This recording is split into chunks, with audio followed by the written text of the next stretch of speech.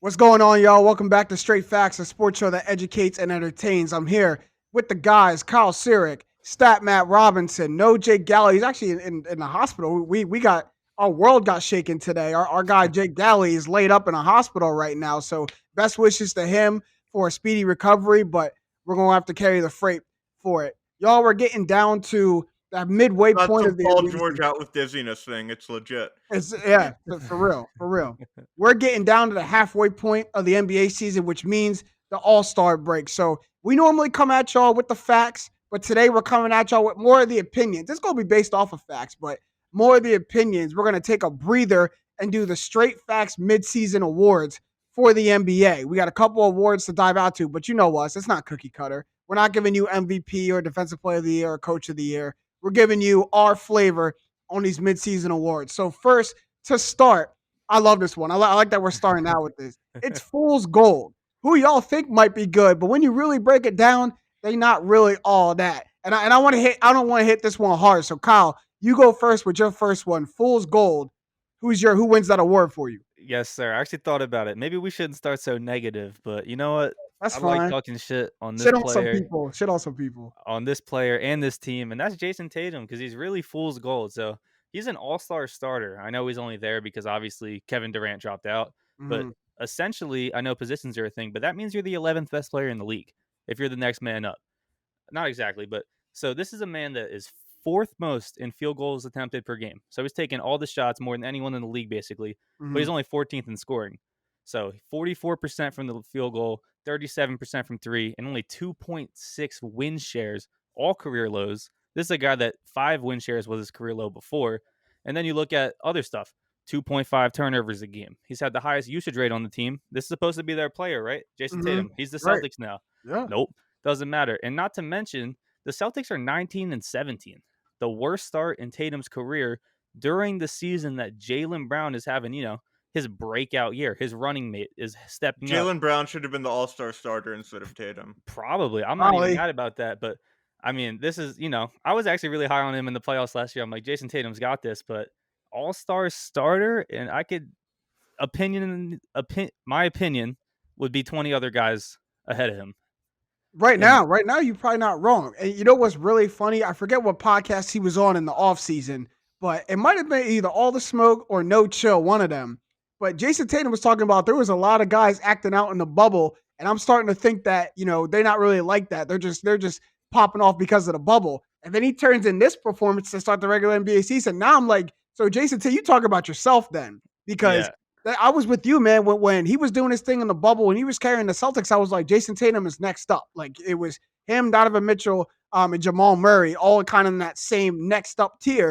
And I was like, yeah. Jason Tatum might be the forefront of that. And now, like we got a lollygag first half of the season from him. Danny Green has been more efficient than Jason Tatum this year based on That's all you need to shooting. know. Like right, Ridiculous. for real, Yeah. for real, that's all you need to And I know. thanks, Matt, because honestly, the reason I put him as fool's gold, it was perfect because he just got named all-star starter. Mm-hmm. And I even like shook my head a little bit. Like the Celtics aren't even great this year. Yeah. And I get he's the best player, but Jaylen Brown has actually made up for a significant amount of their wins. The games they win are the games Jaylen Brown plays well. Mm-hmm. So I mean, I think this is the perfect candidate for fool's gold, but I want to hear what you guys have. No, I'm right there with you, to be honest. And you said like this, the Celtics like aren't even great. The Celtics at that point when he got named All Star starter, they weren't even good. Like they got a couple wins since he got named All Star starter. They True. were like sixth, seventh in the East at that point when he got named starter. Everyone was kind of scratching their head. But nah, man, I completely agree. I just don't see him like carrying the Celtics as they would need your best player to be carrying your team. Kemba Walker's kind of been in and out and not himself And he's been to start hurt the too, season. Kemba. Yeah, So he's he's never been healthy. out. Yeah. Not to start. And I mean, I think it's perfect when you talk about when your running mate is having his breakout season.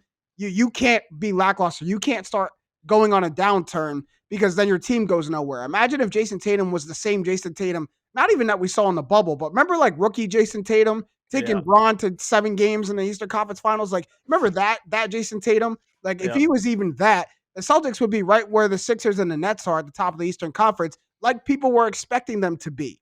Yep. And when you're the best player and your team is not performing up to par, guess whose fault it is? It's you.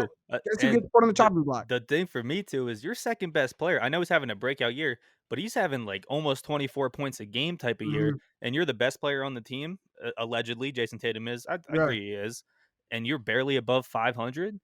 That's a tough look. That's a tough look. And I don't think people talking about this enough.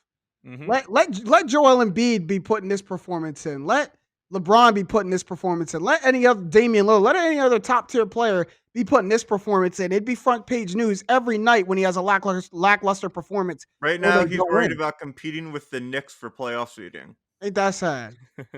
Ain't that tragic? Fool's gold, Jason Tatum. Like, Fool's and gold. I do think he has the opportunity to make up for it. Not prove us wrong, because we're right in this moment. Yeah. But he has the opportunity to turn it around. Like, we're And he already has at the the All-Star talent. break. And they're fourth 100% has now. the talent. Yeah. And they're fourth now. They could make it up, but you gotta call a spade at some point, man. I'm glad you put it on. Fool's gold, they are the Celtics. So the whole leprechaun thing works for them too. Matt, fool's gold. Who's fool's gold for you? The Portland Trailblazers. Get out of here, man. Stop it. I like the Portland Trailblazers. I Alright, like stop it. Lillard. I like McCollum. I like Melo. But they're fool's gold. They're what they were last year, in my opinion. They're an 8 seed that has a record too good for them. Right now, they have a negative net rating, despite the fact that they're 21 and 24. I think that usually that means they're going to come back down to earth. They really only have Lillard and McCollum as players you can rely on. Nurkic has never been the same since he's come back from his injury. Melo's fine, but like he's a bench player for a reason. And I think this is mostly exemplified by the fact that they're last in the NBA in assists per game, and that just shows because they have two really good guards who only can pass to each other in a lot of ways. Like Gary Trent is their third leading scorer, and when you see like a Western Conference where like Golden State, Dallas, I think they're going to overtake them. And I think they'll settle in around the 8, maybe even the 9 seed for like the play-in game, like they were last year. Ooh, that's As much bold. as I do like watching the Blazers and they're a fun team Ooh. to root for because Lillard's staying, he's not trying to join a super team. They're fool's gold. I mean, I saw this in the script, and as soon as you started talking, I was ready to get you out of here, ready to deny it. But I mean, then you started speaking a little bit of facts, and it's funny because the same things you mentioned were the same things they were doing when they were the 8 seed, last in the league in assists. Gary Trent being among their leading scorers, CJ McCollum and Nurkic being out. This is why they were the 8 seed and vying for a playoff spot in the bubble, and it's the same.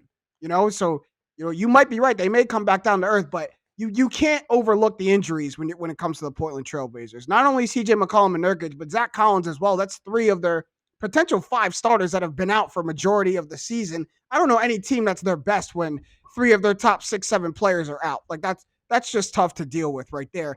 And then you got Damian Lillard, like the one of the great equalizers in the NBA. And I think, although they're 21 and 24, they're winning a lot of these close games because come crunch time, it's Dame time. Like Damian Lillard is on a short list in the NBA for me of get that man the ball when the game is on the line and get out and get the hell out the way. Like what set do you see the Blazers run when they're trying to win a game come down the home stretch? Just shoot. Lillard, Dude. everyone Just else shoot. clear out. Just Yeah, shoot, but it's from the logo. It's just shoot, step back from the logo or pull up from the logo. 40% of the time it goes in, so they live with it. But Damian Lillard is one of the equalizers we have in the league. So I can't call him fool's gold, man. Like you're right. Like I don't think they're as good as people like want them to be, but I don't think they're a facade. I don't think that. I think the Blazers are going to stay in that middle pack of the West. I agree too. I actually think this Blazers team got better. I mean, they're 21 and 14 right now. I don't think they've really started like that. I remember them fighting for an 8 seed a lot of the times and then squeaking to the playoffs. When they made the Western Conference Finals, I bet they started well. Okay, probably. yeah. What was that, like 2 years ago? 2 years ago, 2018, 2019, yeah. The thing for me is that you hit on is Nurkic. And I don't entirely agree with the Gary Trent point because I think Gary Trent's a bucket. But full clip on him. Gary Trent got a full what I've clip on seen him. from Nurkic this year was honestly very surprising to me. I thought Nurkic was a stud. Not like, top 3 center in the league, but top 10, no doubt. Especially what we saw in the bubble last year, especially like coming back from that injury and then first game, consistently putting up numbers. And I've been really disappointed in his play. The one thing I will say about the Blazers is they are a better team. I think Covington's a big piece for them as experience that we could see along the line, but I'm not going to say they're fool's gold, but you are on the something here, Matt, because 21-14 does seem like a little bit of an inflated record from what we've seen from the Blazers this year. Yeah, I might get down with that. They're just not. They're not a deep team, and a part of that is injuries. But that's kind of who the Blazers are. Like their starting five. That's been that way for a little bit. Where their starting five is going to carry most of the weight, most of the freight, and then you take three of those starters out. There's not much left to be to go towards except if Melo. Nurkic plays like he did in the bubble, gets back to playing like that, they'll prove me wrong. I agree. I agree too. My fool's gold is not a team. Like Matt had a team. Kyle, I'm going the route you went with player, and mine is Rudy Gobert, man. I am so tired. I don't know about y'all, but I'm tired of Rudy Gobert being mentioned amongst the league's best on the defensive end, or mentioned amongst the best centers in the NBA. Like it's to me, it's a huge facade. All you got to do is look at the All-Star draft last night. And neither Durant nor LeBron wanted to touch this man. Like LeBron even said on the broadcast, "I want some size," and then took Sabonis over Rudy Gobert. That's really all you need to hear. That's all you need to see. But when I look at Gobert, isn't really an all-star game kind of player. No, to me he's not even an elite all-around player. Like he is a good defender, and I don't want to take anything away from him on the defensive end. He averages 2.7 blocks a game. He's second in the league in blocks next to Miles Turner. But Miles Turner is averaging over 3 blocks a game. Have you ever heard anyone call Miles Turner like an all-world defender? Like he doesn't get these accolades, and I think maybe he should. But you shouldn't be called this great elite defender for being a good help defender, for coming over and getting blocks when someone gets beat off the dribble. And every time I watch Rudy Gobert, I see him get dominated against elite center matchups. I don't see him win against Joel Embiid. I don't see him win against Anthony Davis. I don't see him win against Jokic. He might beat 80% of the league. It's because 80% of the centers in the league aren't above average centers. Also, he has when they played the Rockets in the playoffs back-to-back years, and Paul and Harden roasted him on pick and roll switches, and he basically made him unplayable. And this is a guy who's won Defensive Player of the Year multiple times. That is cementing. If you get played off the floor by any team, I don't care how good the players are, you're not the best defender in the league. And I'm sorry, at this point, we are 5-6 years into pick and rolls being the staple NBA set. If you're still getting roasted off a pick and roll, then you can't be the best defender in the league. I don't care if you're a center and you're not used to being out there. You got to go hit the practice floor and practice some pick and rolls then, my man. Remember when Steph made this man do a 360 twice out the 3-point line? I can't with Rudy Gobert, bro. I really can't. We just saw Embiid actually just straight body him as well in the last game. Put him on the floor twice, hit him with up and unders around him. And then put 40 and 10 on his head. Yeah, 40 and 19 on his head. Come on, man. If any of our listeners out there, tweet at us, comment on Instagram at StraightFactsPod. If you really think that Rudy Gobert is a dominant defensive center, is an upper echelon elite center, I need y'all to comment and tell us why. I need evidence because I'm not seeing any. You can go to the advanced stats all you want. Watch the game of basketball. Rudy Gobert I watched him get put under the basket by Jahlil Okafor one time, and then he never recovered. When it mattered most, Game 7 against the Nuggets in the playoffs last year, this is where Defensive Player of the Year has got to shine.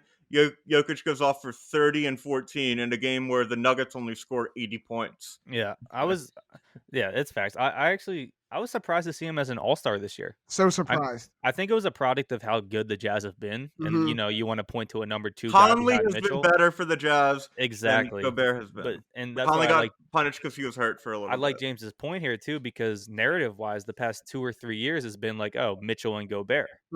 But I'm not sure it's that anymore. I'm not. I mean, we talked about the Jazz a couple of times in a couple of different episodes, and we mentioned how it's not even just Donovan Mitchell and Rudy Gobert. They're a solid team all the way around, the best quote unquote team in the NBA. And when Rudy Gobert got that All-Star nod, I was like, can we not? Can we go somewhere and find another center? No one else in the West can go and take that center spot. It was crazy to me. All right. Well, we'll get a little bit more positive, Kyle, because you said you don't want to start on a negative note. So let's go now. I actually think we should crown these awards. I think we should all vote for someone else's. You can't vote for yourself, Okay. and that is the Fool's Gold winner. So I'll start, and I want James to go second, and I want Matt to go third. Okay. Kyle, So make executive decisions. I like this. Go ahead. This go is ahead. gonna work out. I'm gonna go Rudy Gobert. I think that's a good Fool's Gold. You can't vote for yourself. I think that's a good one. Okay. I mean, I'm going Jason Tatum just because it's a little bit better to me than the Blazers. I think the Blazers are a better team than Matt's giving them credit for, and I completely agree that Jason Tatum been shaky baby all season long. So I'm going All right. Jason Tatum for my vote. All right, Matt. Who is the Oh, I've got midseason Fool's I've got Gold? a tough choice because I really want to slander both of these people, But but I'm gonna go with Jason Tatum. Jason Tatum. All right. So straight More facts inefficient winner. than Danny Green. That's There all I you gotta say. Straight facts winner for Fool's Gold this season is Jason Tatum. I'm gonna make a graphic out of that. Put